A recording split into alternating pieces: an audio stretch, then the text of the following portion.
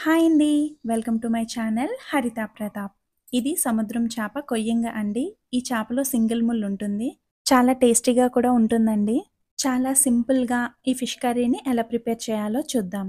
ముందుగా lemon size చింతపండును నానబెట్టుకొని ఆనియన్స్, టొమాటోస్ కట్ చేసుకోవాలి. ఇప్పుడు ఒక కడాయిలో ఆయిల్ వేసి హీట్ అయ్యాక కట్ చేసుకున్న 3 ఆనియన్స్ వేసి ఫ్రై చేసుకోవాలి. పచ్చిమిర్చి ఫస్ట్‌లో వేయడం కన్నా కూర ఉడుకుతున్నప్పుడు వేసుకుంటే బావుంటుందండి. ఇందులో 1 స్పూన్ అల్లం వెల్లుల్లి పేస్ట్ వేసి పచ్చివాసన పోయే వరకు ఫ్రై చేయాలి.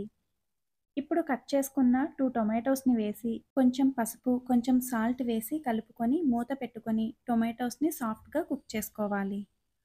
ఇది గ్రేవీ కర్రీ అండి. టొమాటోస్‌తో పాటు కొంచెం చింతపండు రసం వేసుకుంటే టేస్ట్ బావుంటుంది.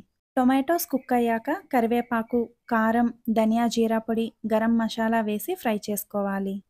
నాన్ వెజ్ కర్రీస్ ఏదైనా కొంచెం ఎక్కువ ఆయిల్ వేసి కూరను ఉడికించుకుంటే కర్రీ టేస్ట్ చాలా బావుంటుందండి. ఇప్పుడు నీట్‌గా క్లీన్ చేసుకున్న చేప ముక్కలను వేసి కలుపుకోవాలి. నేను చేపలు తీసుకురాగానే కర్రీ ప్రిపేర్ చేస్తున్నానండి. అందుకే చేప ముక్కలకి ఏమీ కలిపి పెట్టలేదు.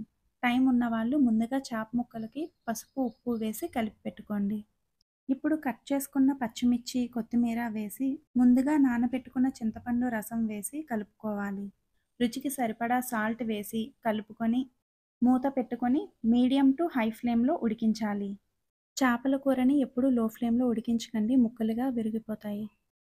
కూర మాడిపోకుండా మధ్య మధ్యలో మూత తీసి కలుపుకుంటూ ఒక 15-20 నిమిషాలు కూరను ఉడికించండి.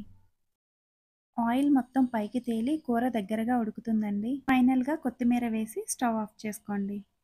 ఎక్కువ హడావిడి లేకుండా చాలా సింపుల్‌గా, టేస్టీగా చేపల కూర ఇలా రెడీ చేసుకోండి. నా వీడియో మీకు నచ్చితే లైక్ చేయండి, షేర్ చేయండి, సబ్స్క్రైబ్ చేసుకోండి. Thanks for watching.